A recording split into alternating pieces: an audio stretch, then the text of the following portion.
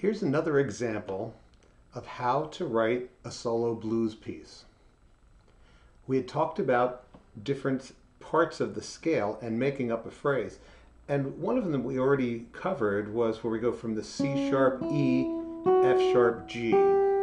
Second string, second fret, first string open, first string, second fret, first string, third fret.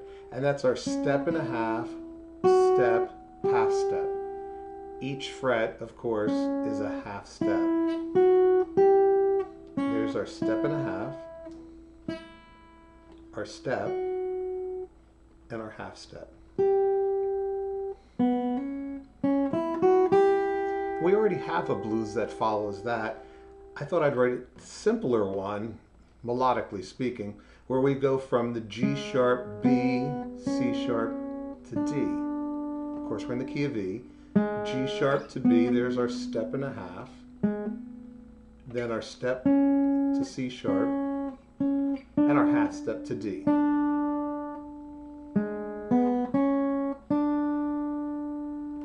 We'll keep a constant bass for the E, and our melody will be, so here's the first measure. And we'll play that again.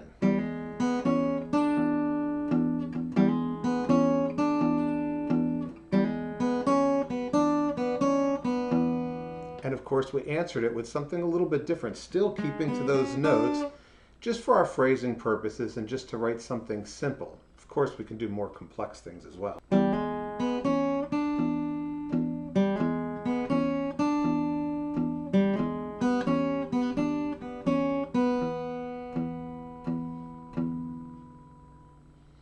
You can play the chord with it. And notice I just popped the chord in there on 1, 1 and 2 and then we do it again.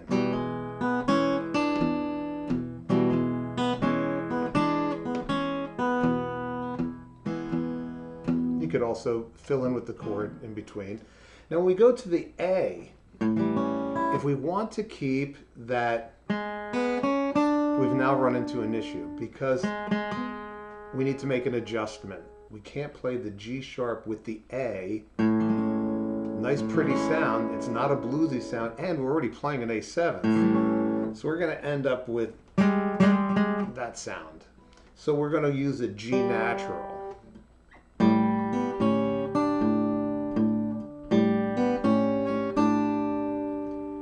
We have different options there. We can just repeat it. Or I like to repeat it so that it matches the first line. Because remember the first line we had,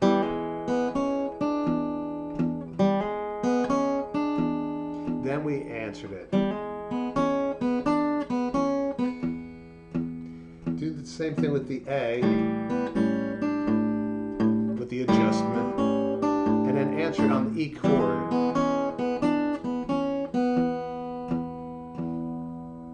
Okay, we have a formula and it's working out pretty good.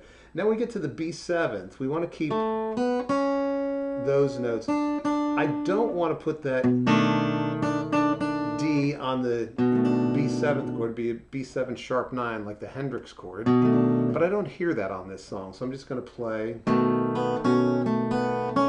A, B, C sharp, A, B, C sharp, and then the A chord. I might use that answer phrase there. And we need a turnaround. So I want to use a turnaround using those notes. So we will play.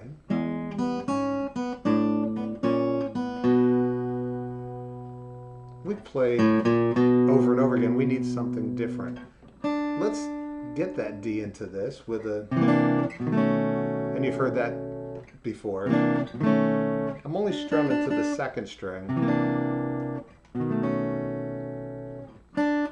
Now we've written a melody and stuck to those notes from that blues phrase.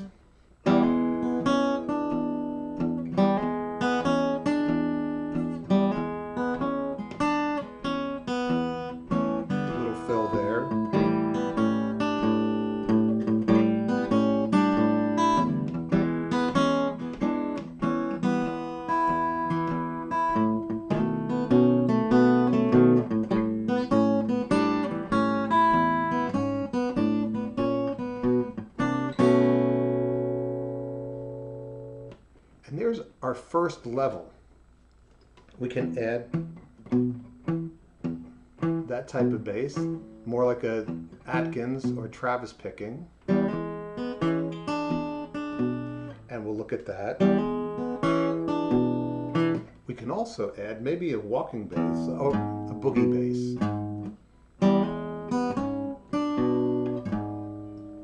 That type of thing. So let's look ahead at some of those. But for now, you've got to start on making up a blues using just those 4 notes. And of course, it holds together well. You can play that parallel, meaning I'm moving it to the A chord and playing the phrase that belongs as the 3rd of the chord, 5th, 6th, 7th, because that's what we play down here.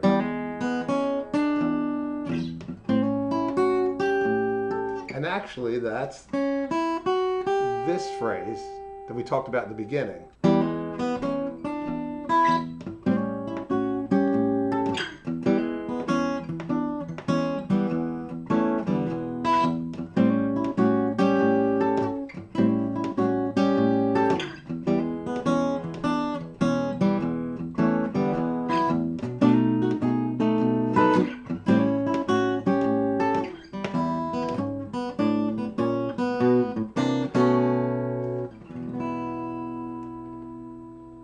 Have a little fun with that one.